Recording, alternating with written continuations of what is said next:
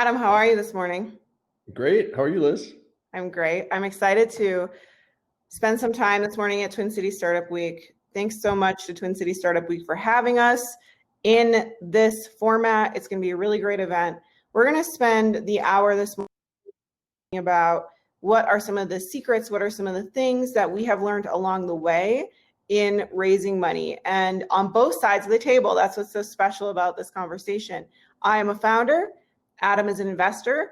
Full disclosure, he's an investor in my company. So it makes it really, really easy for us to talk about the real of our relationship and how all of these things came together. And for those that don't know, I am the co-founder and CEO of Suna. We are a fast casual content company. We hope you'll come see us at our store in Northeast or online if you want to try a remote virtual shoot experience. It's pretty special. For those people who are joining us this morning, I said I'd give us at least a few minutes for people to join. So as you're joining, we would love if you would tell us in the chat if you're a founder and investor, or maybe you're a wannabe in either category. One secret that you are hoping to hear from us this morning, and your name as well. So Adam, why don't you just tell people a little bit about who you are? Sure. Well, happy to be here. Thanks, everybody, for joining us. My name is Adam Burrows. I'm the co-founder, managing partner of a pretty new firm called Range Ventures. We're based in Denver, early stage venture capital firm, a little over $20 million under management. We invest in seed technology companies like Suna. And I am a former operator myself. So I was on the executive team at two big companies based in Denver, Home Advisor, which was IPO a few years ago, and then Guild Education, which is a venture-backed company. And I partnered with a guy named Chris Erickson, who is the co-founder of a company from the Bay Area called Apartment List. And what Chris and I have done, so collectively have gone from $0 to $1 billion plus an IPO. And we really bring our experience as founders and operators of companies and we try to bring that empathy and help to our portfolio companies. So I am happy to talk about this and help founders any way we can. I also have been on the other side of the table recently in raising money ourselves for our fund. So have some fun war stories I can share with everyone there as well. Yeah, I think one of the things a lot of people don't understand is that it's not like you get to become an investor because there's some pool of money that's just like ready for you. You actually have to go raise the money to become an investor, which is what we have to do as founders. We have to go raise the money to start our companies. And so there's actually a lot more relationship building that can be created on that commonality than I think most people realize. So, okay, I want to start today by just kind of telling, I actually already changed my mind. I want to tell the story of how you decided to invest in Suna and how we met, because I think that just gives people the ground floor of this conversation. So Adam and I met during Techstars. We were in Techstars Boulder. Suna was in the 2019 class. And we were going through Mentor Madness. And Mentor Madness is a pretty common experience at Techstars. It's one of the craziest things you'll ever go through in an accelerator, by the way, I think. And we met Adam through Mentor Madness. I'd actually be really curious, Adam, why did you decide to become a mentor for an accelerator program? Was it just to stay connected? What was your hope? Yeah, staying connected. Also, it's just fun, right? It's fun to go help companies at an early stage, which is why it's great to be having conversations like this as well. There's so much I think bad advice out there. I try to do my part to at least bring a little bit of hopefully useful advice to founders, and so that's what makes it so fun. Yeah, that's great. So, setting the stage, Adam and I meet during Techstars. We have a great conversation during Mentor Madness. When you walked away from Mentor Madness, what was your first impression of myself and my co-founder, and then our company, Suna? Oh, great question. It's funny. A lot of it as an investor, right? You try to stay dispassionate, you try to stay objective, look at the facts, but there's a big emotional element. It just, do you connect with the founder? Do you see do they paint the picture of the vision they're going after that excites you and that you can relate to, and that you get on the same page as them? And Liz, with you and Haley, right away, right? I heard your vision and I saw exactly where you wanted to go, and I was excited about it. And so then it comes as an investor. If I had that initial moment of excitement and kind of share your passion, I then need to go do the work to make sure, okay, am I just getting too emotionally excited? Do I need to bring some objectivity to this as well? And that's what I went and did. But I walked away just being amazed at your passion, your knowledge of the space, and your really differentiated vision of how you saw the future. Yes. Question of Adam as an investor in our Mentor Madness was, wow, that was the only person who actually understood what we were doing. We met dozens and dozens of people that week, and I didn't meet anyone else who really got that there was a market opportunity, who had actually spent time inside of a business that was solving needing to create content as part of a problem. And so I think there was a real connection right away. So for everyone, just on that point, I think it's important. As a founder, you should be seeking investors who are as excited about what you're doing as you are. Yes. Right. Yeah. I think that's a really important thing. Not just someone who will write a check but they really should be on the same wavelength as you if possible. And what I love about working, I think it's really interesting because there's an opportunity in that for investors and founders to have almost like a relationship with a lot of tension. You and I have none of that. It's like, we want to win. We want to be successful. If I win, you win. If you win, I win. Like, there is a clear connection between our ability to invest in each other and the time we're going to spend working on this business. So, okay, we met, you invested in Suna, and it's been a great experience. What is it really like then when you make that decision to invest in a company? Is it like feeling like I'm married to this company now, or do you feel like you're part of the team? What is the emotional experience of investing in a company?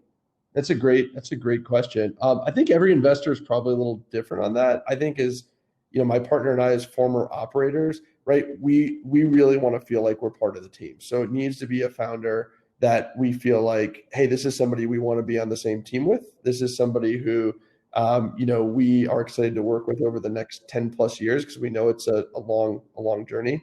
And I think that's part of the excitement as much as the company, right? Yeah. All right, Adam, we made a promise to everyone at Twin Cities Startup Week that we would go as real as we can possibly go about what it's actually like to seek investment and invest in a company. And we called it Spilling the Early VCT for a reason. And thank you to everybody who's introduced themselves, who's told us a little bit about what they're doing. Please, if you are listening in and you haven't taken that second to introduce yourself, tell us what side of the table you're on, and then, what secret you'd like us to try and answer for you this morning. Please, please, please do that. Okay, Adam, my very first, most formal question for you is, you've met with plenty of founders in your career. What is the one thing you wish all of them would do? Yeah, there's a number of things. I think the number one thing I wish founders would do is, it sounds obvious, but a lot don't do this. Make sure you know your industry better than the investor you're meeting with, right? As investors, one of the things I love about this role is I get to learn from people who know way, way, way more about what they're doing than I do, than I could ever do, right? And that's what we're betting on investing in. But I can't tell you the number of meetings I've gone into where I've asked the founder about maybe a major competitor or a company who was in their same space who maybe failed, but was a high profile company who failed. And they look at me kind of with a blank stare, right? Well, I've heard of that company, or I don't really know much about them. As a founder, you need to know everything about your industry, right? You need to know absolutely everything. If there was a big high profile company who failed, your answer for why they failed can't just be, well, they didn't really know what they were doing, or they were a bad team, or some superficial answer. You should really have a perspective on, here's what they did wrong. Here's exactly, I took that into account, and here's what I'm doing differently with my company, right? Yeah. That's the one thing I think. I think you mentioned to me once that it's always a little demoralizing when you feel like you know more about their industry than the founder does.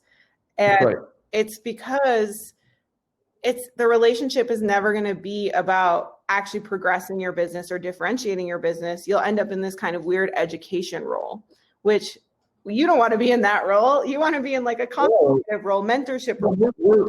We're looking to bet on people who are and invest in people who have kind of a unique insight and expertise in whatever industry or problem they're going after, right? So, in the case of Liz, I don't know how many of you know her background, but Liz and her partner, Haley, had started and run a successful agency called Mightier and knew the content industry cold, had lived it for years and years.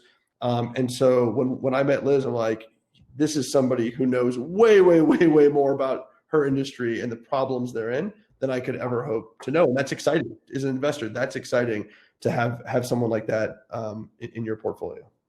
Okay, let's talk about just I know you so well that I think one of the things that will really trip people up is if you meet Adam as an investor, there's one Adam for every 20 like pencil pushing, spreadsheet reading investors. Okay, so like that's the truth. Like there's not many what I would call like human-centered investors. Let's just call it that. And so I think you're going to have a really unique perspective on this one, which is like, what is one of the qualities you look for in a founder? One of the human qualities that you're really looking for? Yeah, and I can tell Liz, I really appreciate the kind words. I do think in part of why my partner and I decided to start this firm was, in our experience, the investors that we, that we liked working with were folks who had actually been there and done that before.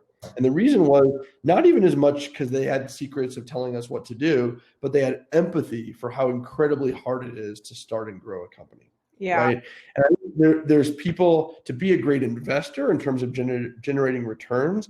I don't think you've have to have had that experience, but as a founder and as somebody who's running a company, we have found that folks who have actually been there and lived what you're going through as a founder are just a lot more human to work with, Liz. I don't know if that's been your experience as well, because they realize it's not just a financial exercise of building a company, right? Right. There's a huge human element to it. There's a huge emotional roller coaster, and just having somebody, I think, on your side who's lived that is really helpful as a founder as you're riding the ups and downs. You absolutely have to trust too. This is one of the things that a lot of people don't realize, and it's one of the most important things I look for in an investor.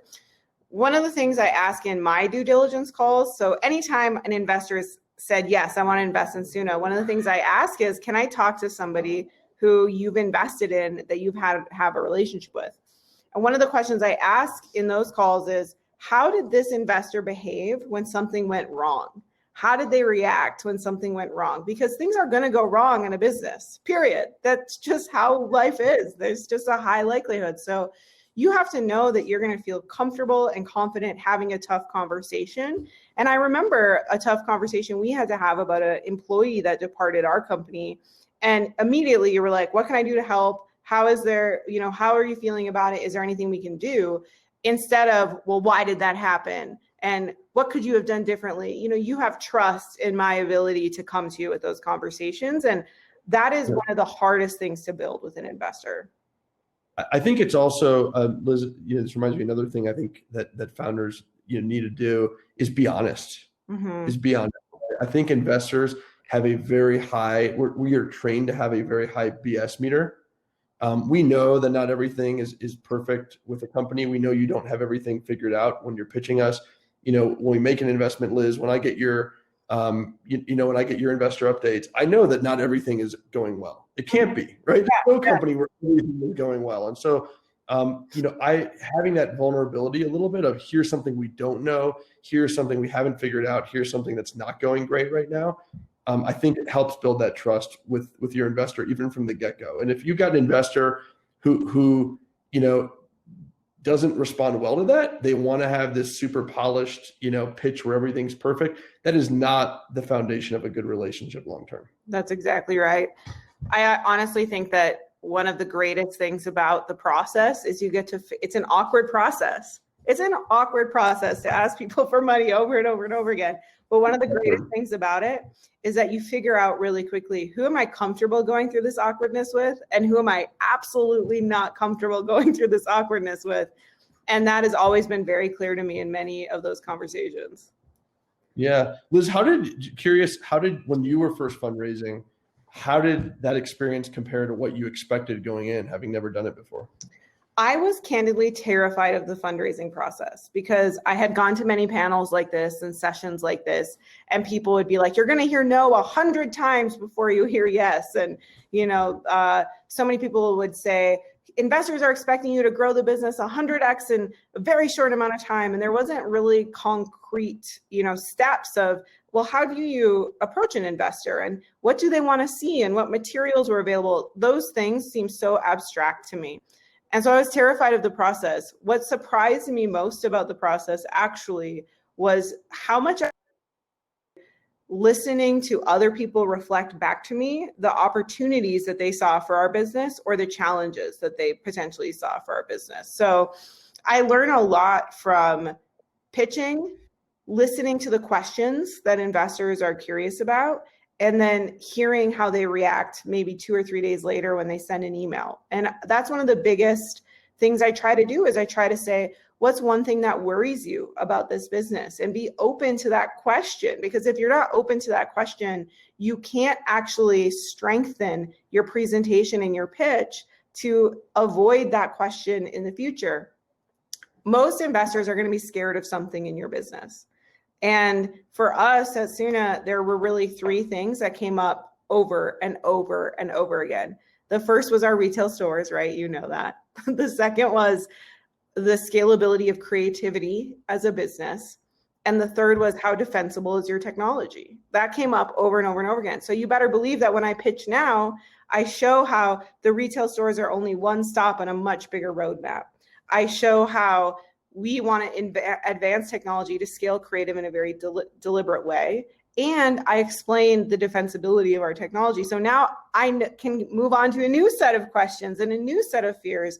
And so you have to be willing to learn that. Yeah, Liz, I think to that point, what's really interesting is, if you don't, kind of my point before about being honest as a founder when you're pitching, if you don't acknowledge what those risk factors are, you're leaving it up to the investor's imagination to find one, right? And much better for you to kind of proactively own and direct the investor's attention to, hey, here are the 2 big risk factors of my business. I've thought a lot about these. Here's what we're doing. And that's where you focus the discussion versus saying, we've got no risk factors. Everything's amazing. And then you're going to have investors come back with 20 different potential risks, some of which you're like, where did they come up with that one? Right? Yes. The thing I wish people would have told me is what kind of deck I should actually create. That's what's amazing to me is like no one ever explained to me what kind of deck I should actually create. And in the early stage, I think the deck is really straightforward in my mind. It's what is the problem we're solving? Who are we solving it for? And what is our unique perspective on this solution? And if you can really craft a deck that, and actually my favorite part to end with is why are we the right people to bring this to the world? Because then when you have that meeting with the investor, they've learned a little bit about you. They know what your POV is. They have a reason or two to believe you about what you're trying to do. Instead of, I think what a lot of people obsess about is, well, I got to find a lot of charts and graphs about, the market opportunity or what's the TAM, all these things that are kind of silly in startup world. And I think my first deck that was like that was not very successful. My deck that was really about there's this giant problem and we think we can solve this giant problem. That was the deck that got me meetings. And that was the deck that helped me find some traction with investors. Yeah.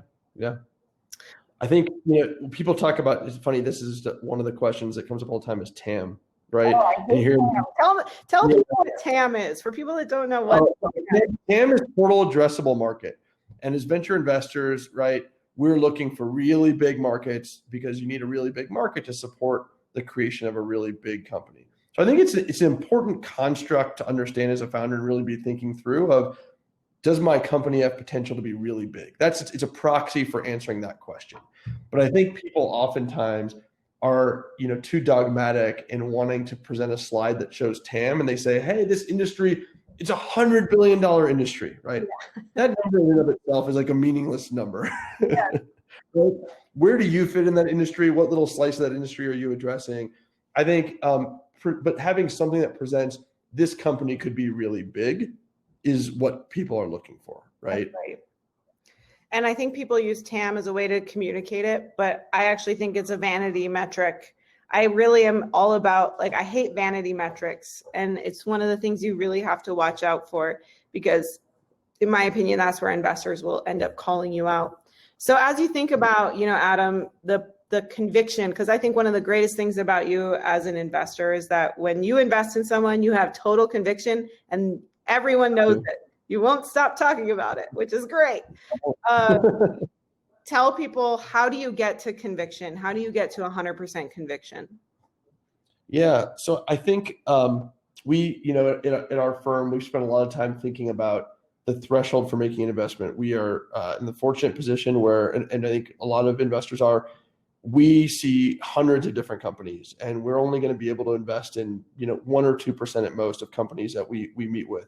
So we got a pretty high bar.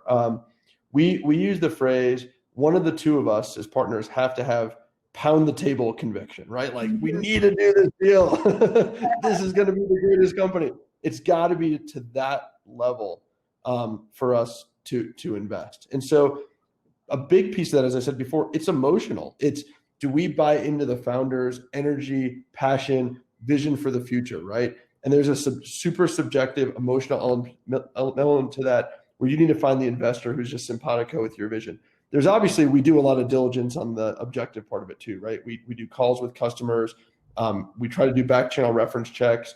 Obviously, if the business is further along, we spend time on the financials, on the contract, all the block and tackling stuff that any investor will do to make sure that everything checks out and things look good. But if you don't have that emotional piece, you're not going to get to the pound the table, right? Yeah.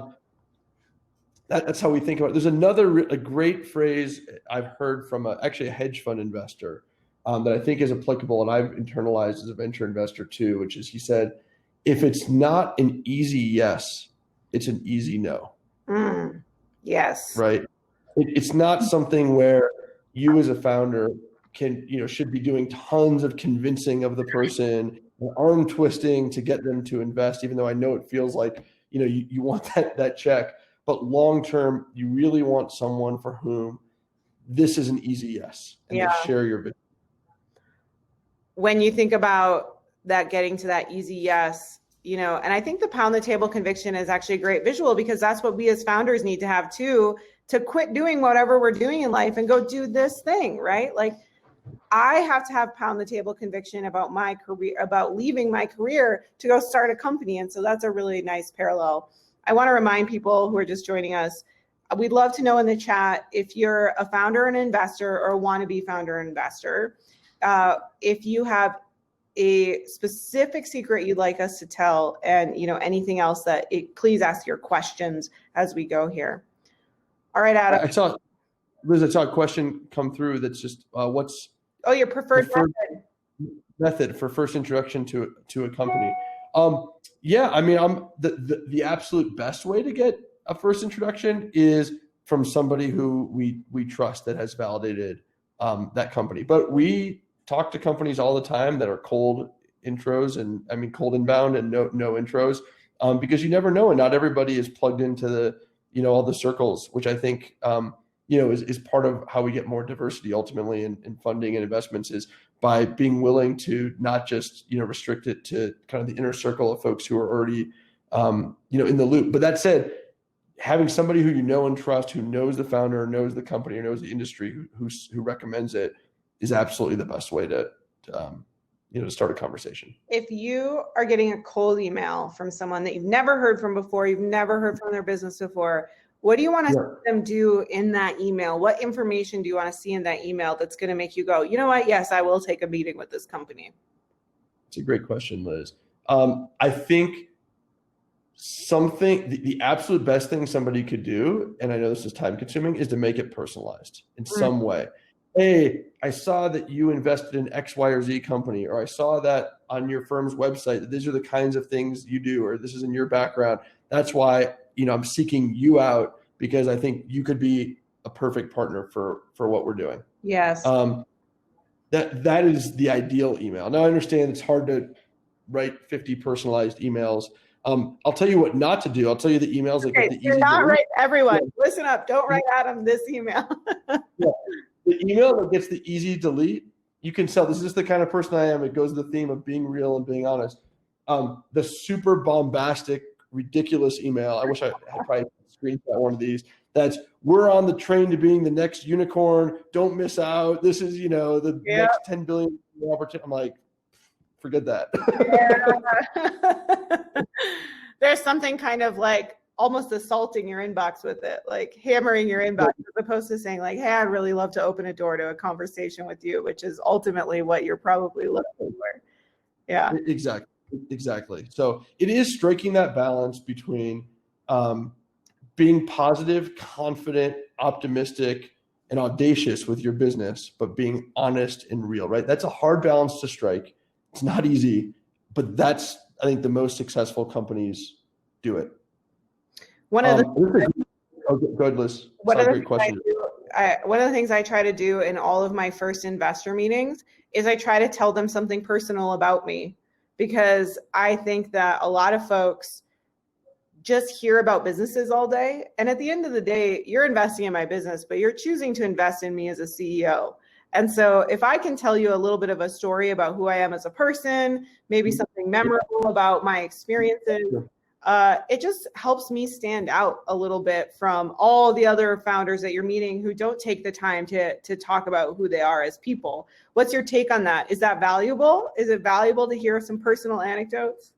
Oh, it's incredibly valuable, right? Again, it is an early stage investor. I think a late stage investor, like a series B, C, D investor, it's different. It's much more of a financial transaction, right? We are getting into a relationship with somebody for a 10+ year journey at the early messy stage. I think the personal dynamic is much, much, much more important.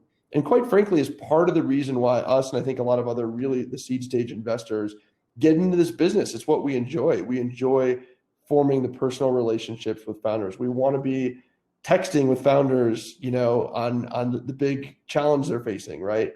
It's not just a Series B or C investor who's like, I'll see you at the next board meeting. That deck better be really formal, right? Those financials better be super buttoned up. That's the fun of the early stage. And that's why it's that much more important to forge an authentic relationship early on. 100%. Liz, great question that just came through, which is, what's your advice for introverts starting businesses? I am not an introvert, as is evidenced by this panel and this conversation.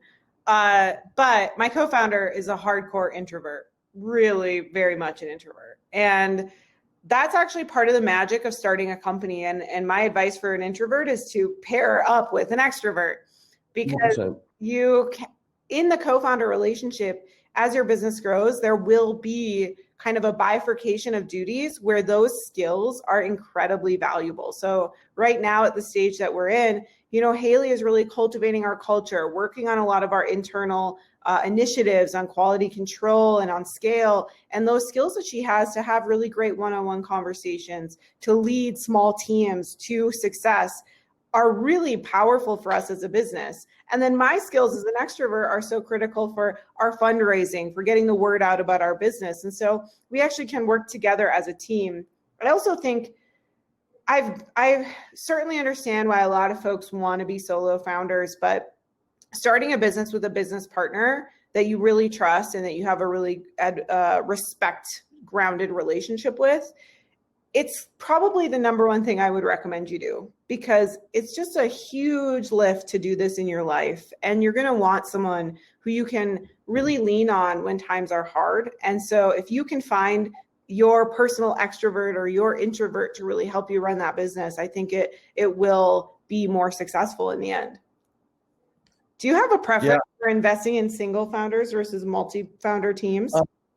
No preference there. I think, like you said, I mean, when we started Range Ventures, I wasn't going to start a firm as a solo founder for the same reasons you didn't start Suna as a solo founder, right? I just think going through the journey, starting a company or starting a fund in our case, is such an emotional roller coaster, particularly in the fundraising process, right?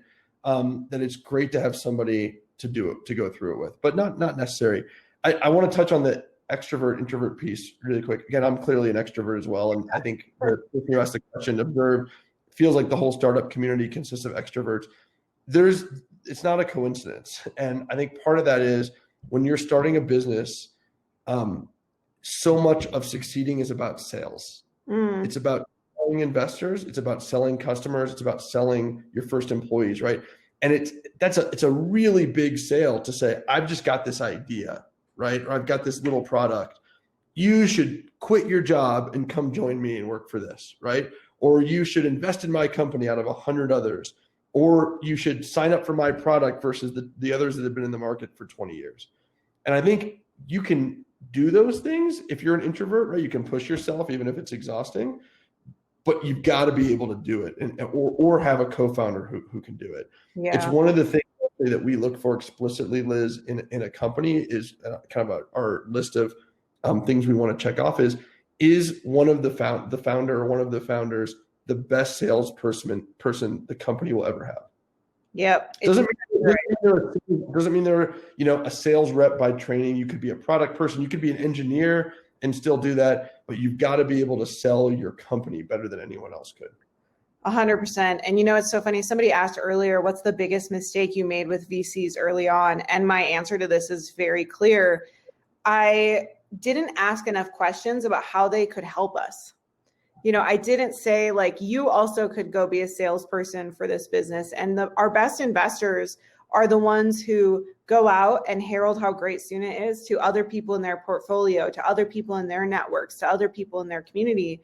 So something I always recommend that founders do is, as you're meeting with investors for the first time, have a list of questions of, here's some things we need help with. Are you able to help me with any of these things? And then see what it's like to work with them on those items. So I know very early on, one of the things that I said to Adam was, we really need somebody to help us with operations. And Adam was like, great, let me see if I could go find 2 or 3 people that you could talk to. He found us someone and we hired that person to get us off the ground with some of our initial operational challenges, right? So having that relationship with the investor be both ways, not just, how can they give you money, but how can they help you? How can they bring their extroversion or their tools or their skills to the table to really give you as a founder a leg up in the process?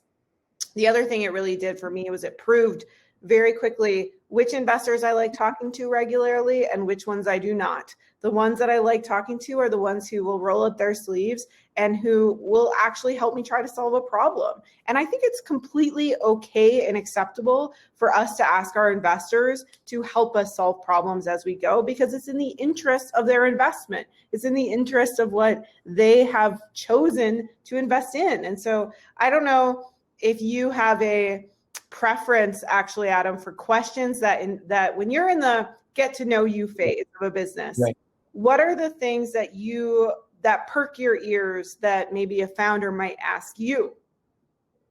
Yeah, I think asking us about our other portfolio companies in terms of, tell me about them, tell me about how you've helped some of these companies before, how do you interact?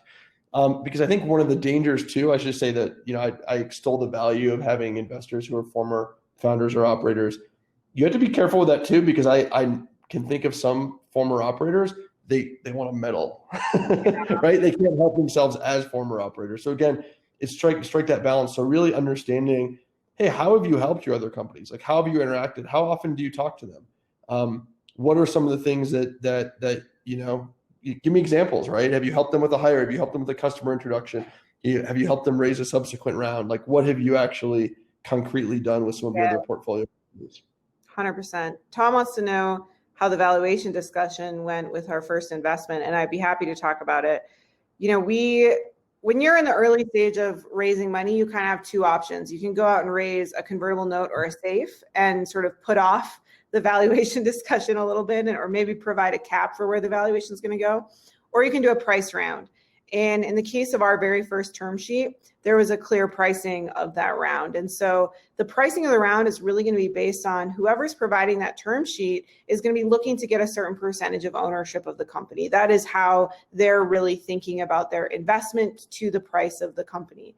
So that first term sheet is really where you're going to see what's the pricing that investor is expecting, and then that all other investors will be buying onto if they decide to invest in the round. I did negotiate the valuation of our first investment, and the reason was I felt that we were getting discounted because of the market that we were in. I felt that if we were in San Francisco or we were in New York, we would have had a higher valuation. And our first term sheet actually came from a fund in New York. And so I went to that investor and said, I want to see us close the gap between New York valuation and middle of the country valuation and see if we could get there. And we were able to do that. We were able to negotiate up. Now, this conversation continues. Every subsequent round, we will continue to have conversations about valuation. The difference at this stage, this next kind of phase that we're in as a business, is based on what is our traction, what is our current revenue, what is our run rate. You know, these factors, we have more data points to build our valuation around. And it gives us both more leverage for those conversations, but it also gives the investors more data for how they're comparing it to other investments that they've made. Adam, is there anything in terms of valuation that you would want people to understand as they're thinking about those negotiations? Oh, it's a great valuation's a great. It's such a good topic. It's so meaty. Yeah, it is. It's a great topic. And I think about it, from the investor side, it is, different investors have different perspectives and kind of how valuation sensitive they are or are not. I think our perspective, and everybody's different on this, is valuation is really important because, ultimately that's how you build returns. That said, right, if we have pound the table, like next level pound the table conviction, I think we're not going to not do a deal because of valuation, right? Valuation is one factor that goes into our level of conviction on the overall risk reward of our participation in that company.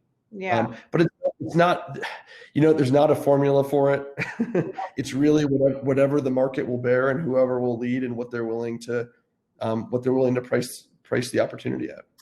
Okay. Have you ever had like, I'm on the edge of pound the table conviction and this valuation is just too high? Yes. Oh, wow. So the valuation is a big factor. It's a big factor. I mean, there's a lot of talk in VC about this. I don't know if anyone's familiar with what's called the power law, where VCs, right, have a portfolio of 10, 20, 30, 40 investments. And people that have run the data on all VC returns over the last 20 years, most of the return comes from a handful of investments, right? You could have a portfolio of 20 or 30 investments and you have the one Uber and that provides all your returns. So people take from that the idea that, hey, who cares about valuation? If you invest in Uber at a 5 million or 10 million or 30 million, who cares, right? You got Uber and that made all your returns. Mm-hmm. That's great if you invest in Uber. Yeah. But the challenge is at the time you're investing, you don't know who's going to be Uber. You're probably not going to invest in Uber because like Uber's once a 15 or 20 year company, right? That have that kind of returns. And so as you sit here today, not knowing which company is going to be Uber or not Uber, there's a whole range of outcomes that could happen short of a $50 billion IPO. Yeah. And you have to make sure that the risk reward is true. In fact, I think Uber's seed round was something like a $4 or $5 million valuation. So I don't know that there's necessarily a correlation between what that valuation is initially and what the end result ends up being. Yep. I think one of the things that also can be kind of frustrating is in the world of startups, valuation becomes kind of this dumb jockeying match, right? I remember being in my accelerator and it's like, who's going to have the highest valuation? And in my head, I was always thinking, who's still going to be alive a year from now? Like, who cares about valuation? Who's going to be alive? Like, whose business is still going to have traction and is going to keep going? And so there can be also on the founder side, I think a little bit too much of our confidence about our business placed on what are people valuing us in this esoteric kind of fundraising universe. And I think seed round investment, like your first, whether it be pre-seed or seed round, is actually the hardest and the most variable because, as Liz was kind of alluding to, there's not the hard metrics there. There's not the clear, comparisons that you can make. Once you get to Series A, at least what I've seen, there's a much tighter range and kind of established range and comparable set for valuations. Yeah. Seed is much more variable and all over the place. I've seen, seed valuations for an initial raise anywhere from, $2 million to $40 million Yeah. as a value for a company. I mean, that like crazy, you know, 40 million is the outlier, but I saw a company in San Francisco, of course, just two people and an idea raise at a $45 million pre-money valuation. You know what's so hard about that, Adam? Is where do you go with that? Where in the world do you go with that? You have to have, I mean, based on that math alone, how are you ever going to get to a Series A unless within 6 months you're at a 10 million annualized run rate? I mean, I don't even see how that's possible. We agree with you.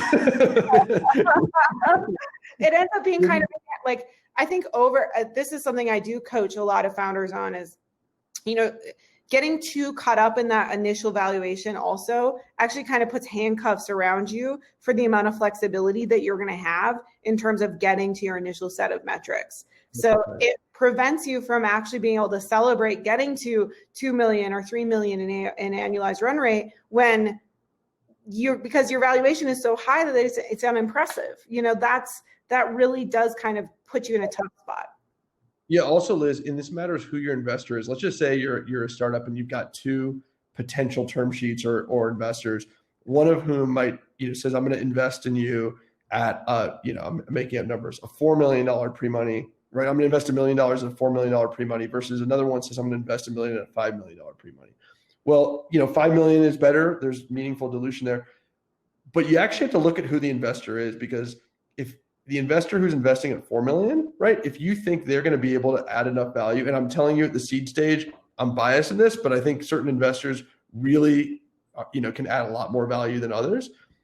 There's a really good argument to be made that there is a difference in investor level where that person is going, or that firm is going to be able to get you to the next level where you're going to raise your Series A at a much higher valuation in a much better terms, that ultimately you're going to take less dilution, even though you're taking more dilution in that initial raise. So you really have to take all that into account as well, not just get the highest valuation you can. So this person, Dustin, wants to know our take on equity or a loan for initial financing. I can talk about this from real experience, because what I'll tell all y'all is I went to 22 banks to try and get an SBA loan to start Suna before I actually sought out venture, and was turned down 22 times. So I was 0 for 22 in terms of being able to get an SBA loan for getting Suna off the ground. And it's really because the world of traditional loan financing is not really designed for technology startups. It's designed for things that have a lot of capital intensive physical property that could be essentially taken away from you if you fail to pay your bills. So it's designed for restaurants, for hair salons, for places that have a lot of physical infrastructure that could be taken in that scenario. So I actually thought it was impossible to get loan financing initially for this business idea. And I think it really is, whether you go for venture or you go for a more traditional loan, is going to be based a lot on what kind of business you're trying to start and how much money you actually need to get it off the ground. The reality is that the banks are not going to be able to take your IP. Like has no value to them. They're not going to go start your business, right? So that is how you have to think about the conversation. The other thing too to keep in mind is banks are not going to help your business be successful.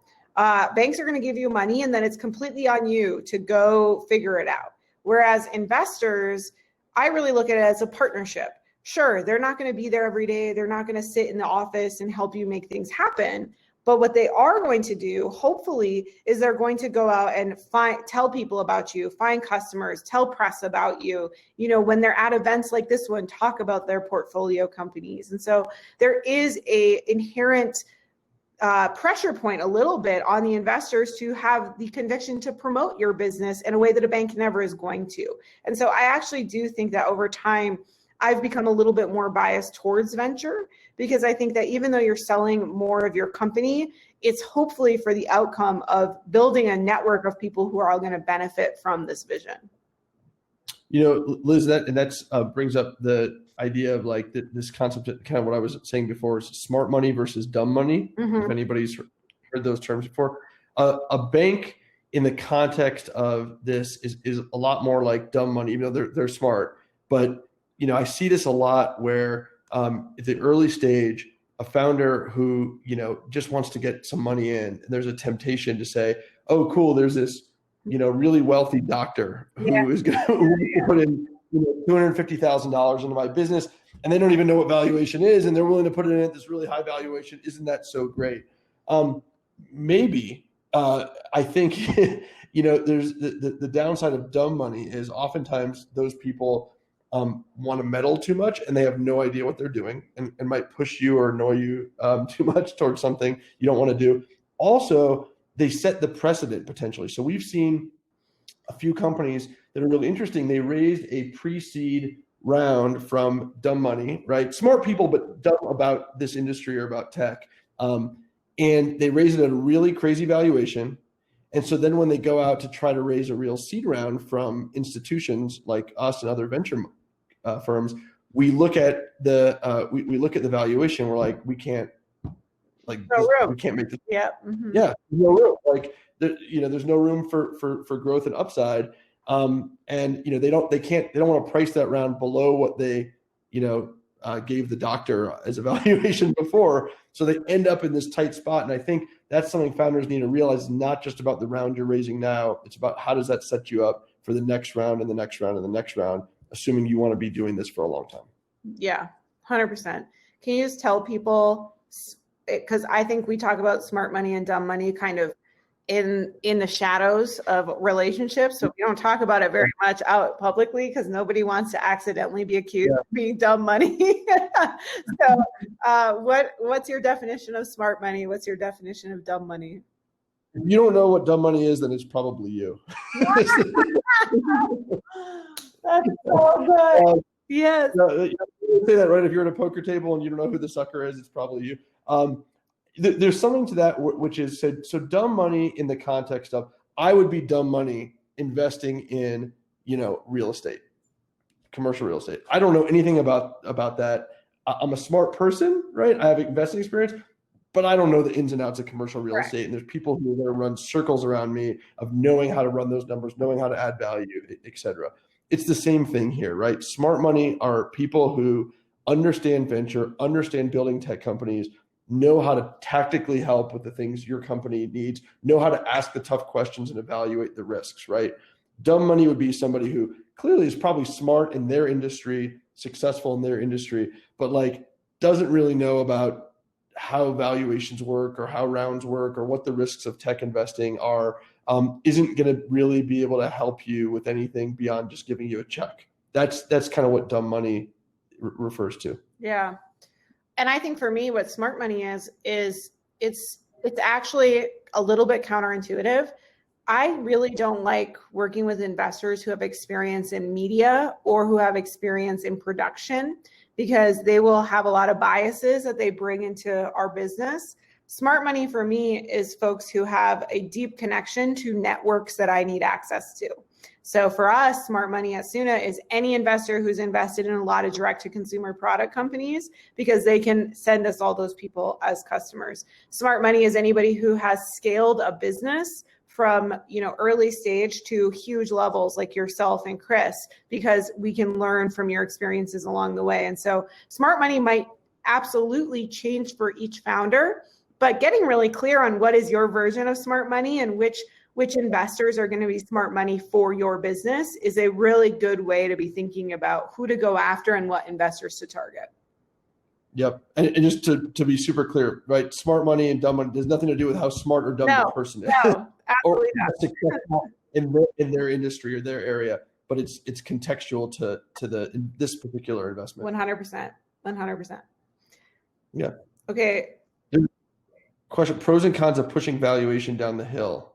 Is there always an implicit value? Liz, I'm not sure I understand that question fully. I think maybe because if you have a convertible note or a safe, you're kind of saying, we'll figure that out later. We'll just. Yeah. We're saying got it. It's pushing it out a little bit. I think there is a value, but it depends on how far you are in your product market fit. And it really depends on how much you understand your roadmap to hit your revenue numbers. I am probably, of the founders I know, one of the toughest CEOs on my team about hitting revenue numbers. We do not we don't have the option to miss, because I believe that hitting our revenue target is a huge factor in how we think about our burn and how we think about our cash flow.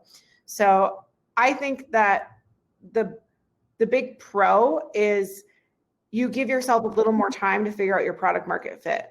If you have a lot of conviction as the CEO of, I've got product market fit, and now it really is about finding the traction and finding how we're going to continually grow this business and the mechanisms of our funnel, then I actually think it is better to price your round so that you can start thinking about the next round, because it is all about, you are as a CEO looking at, if we hit these numbers by this date, then we'll be ready for our next round by this date. And like, you really are kind of thinking about timing. And if you push your valuation to a later conversation, your numbers might still be bad. You might still not have product market fit. And then you're in this kind of ongoing conversation of, are we actually going to backslide from where my expectation would be on valuation? Yep. I think that's right. I had one other question, Liz. Okay. What's the worst investor meeting you ever had? I have two, but probably the one that sticks out to me was I had a meeting with an investor in the Bay Area who basically said, I don't get this business. As far as I can tell, this is just like some weird thing for Instagram girls to get their rocks off. And I was like, are you living under a rock? Like, is that like you must be living under a rock if that's what you think this business is. And it stuck out to me because it was one of those people that other folks would consider to be like VC famous. And I was just so perplexed why this person who is supposedly so smart would actually be dumb money in my case, right? Like that was one of my worst investor meetings. And that's the one that I think my advice on those meetings though is like, take it with a grain of salt, laugh about it, and then move on to the next one. You can't obsess about each investor meeting. You're going to have so many in your career once you've decided to do this, that you just got to embrace it and go. Yeah. Don't assume that the investors are smarter than you are. Right. Yeah. I think that's what I say all the time. We say no. We just, again, the numbers, just the way. What's fascinating about being on the other side of the table is I think it's worth founders understanding how the investment business works, right? There's two of us that run Range. We see hundreds of decks and new companies. We don't have time to spend a week on each one and fully diligencing it and meeting with the founder for 10 hours and really, really understanding the business. We can maybe look at a deck, maybe have an hour call with the founder, and we've got to make a snap judgment. It's like playing, a 9-card hand of poker and you see 2 cards. So we're trying to play the odds. We're going to be wrong a lot, right? We're going to be wrong a lot. And I tell it to founders when we say no, it's not, no, I think your business is going to fail, right? It's no, risk adjusted and excitement adjusted. This isn't for us, but I wish you success, and there's a good chance you probably will succeed. Right. And I think the founder thinking about that too, that when an investor tells you no, it's not like they're can see the future and know everything, and there's fundamentally something wrong with your business. It's just not the right match. Now, I do think it's worth asking for feedback. Yes. Right. If there's an investor that you respect at all, and ask them for feedback, hopefully they'll give it. We play by the golden rule, treat others how you want to be treated, and we give feedback you would want when somebody asks for it. I will tell you this, Liz, just on a funny story. 9 out of 10 times, founders react well to feedback when they ask for it. I think this is anything in an employee relationship too. We'd already had one where somebody asked for feedback. Can we jump on the call and get your honest feedback? We really respect what you think. And in this case, my partner, Chris, got on the call, and the founder proceeded to spend 30 minutes telling him why he's an idiot, why he's wrong, arguing with him. And be thoughtful about that, because Chris knows a lot of people. So now. Well, and you know what Chris's reaction what do you think Chris's reaction to that is? Wow, good thing we passed. Yeah. Right? Good thing really good thing we passed on this company. 100%. So I think it's you can get some valuable feedback, but take it with a grain of salt, as Liz said. And, be thankful for the feedback, right? Whether you agree with it or not, feel free to totally disagree with it. Again, investors are just people and they're going to be wrong a lot. Yes. If anyone has any last minute questions, please do submit them. I think the last thing if we could give people is what is the road to yes, Adam? So, like if we could figure out the road to yes here, I'm going to start with, here's everything I do before I meet with the investor. I've got a really solid deck. My deck at the early stage, like I said, is what's the problem we're solving? How are we solving it? What is our unique way of doing that? And who are we to think we can solve it? Then I also have a pretty good financial model that I feel confident about what's going to happen if we receive this investment, which direction. And I've got a couple references on deck ready to say good things about me. Then I'm working with my network to get my introductions to the investors I want to talk to. And then it comes to you, Adam. I'm pitching you. I've got the pitch. We're having a conversation. What's your road to either yes or no? Yeah, I think we're going to have that conversation. I'm either going to have that initial level of excitement or not, right? I think you as a founder should follow up, after the meeting. I think say that you obviously enjoyed the meeting, anything you could take away, ask what my concerns are, right? If you think the meeting went well, ask what are your risks, what are your concerns, and be ready to have the data handy, the introductions handy, whatever the investor is going to want in terms of customer intros or references. As Liz said, a financial model. Those are the common things people are going to ask for. So having those ready to go, I think, is important. I think being responsive to investors is important. It's not easy.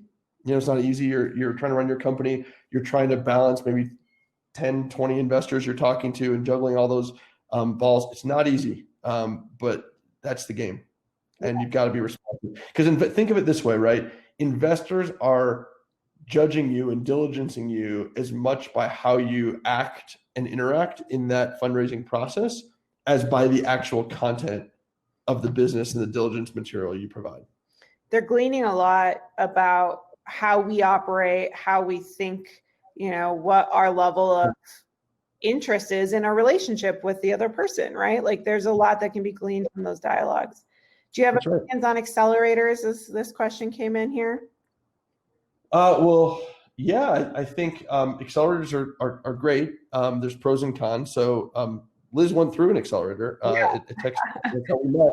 So it's great. It's great to facilitate connections to people you never would have met as an investor or as a founder. I think it's great, and I'll let Liz tell her experience. I think the advice I give to founders who are looking at accelerators is they're expensive in terms of the equity they take. I think but they add a lot of value, and I think if you know what you're trying to get out of it going in, it can be worth it. But you've got to just like going to school or getting a degree or anything like that. The people who get the most out of it are the people who know exactly why they're doing it and what they're hoping to get out of it. If you go in and really kind of don't know why or don't know what you're looking to glean, it could be tough. Yeah, I am pretty bullish on if you didn't go to business school or you don't have or you didn't already work at a startup and have clear relationships in the startup ecosystem, I really think you need to go through an accelerator in order to move the process and actually truly accelerate the process at the speed you want. For us as a business, we had everything we needed in terms of building a product, designing how it's going to work, reaching out to customers. We did not have the relationships with investors. We did not have the relationships with potential board members. We didn't have all those pieces. And so joining an accelerator, we went through Techstars, as I said earlier, gave us the relationship to people like Adam, gave us the relationship to the person who wrote our first term sheet, and things roll down the hill from there, right? You get more relationships as you gain those connections. And so I highly recommend it. It's just also understanding what's the right accelerator for you and asking those managing directors of those accelerators to talk to companies that went through the program. It's the same thing as when you're diligencing investors. I was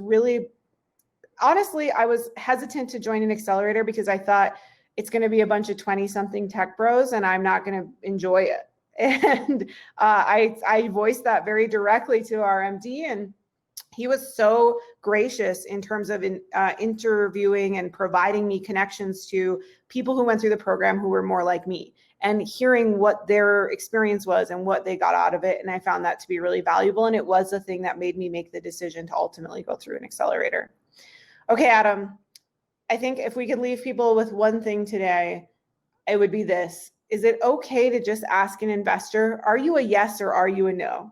And when should someone ask you that question?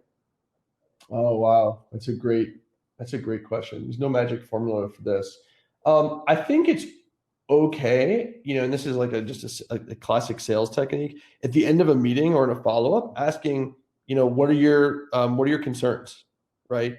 I think that's totally okay. I think saying, are you a yes or a no out of the gate is a little challenging. I think what you want to do is the time to say that is when there's really a deadline, right? Hey, we've got a term sheet. Hey, we're looking to wrap this up in the next week, right? Yeah. If you don't have a real point of leverage in terms of why you need a yes or a no right now, it's really difficult. This was the same thing with raising a fund, by the way. When we were looking for investors, right? When we could just let people be open-ended, there was no reason they had to say yes or no. We wouldn't get a yes or no. We'd get, oh, this is interesting. Let me keep thinking about it. Let me talk to you.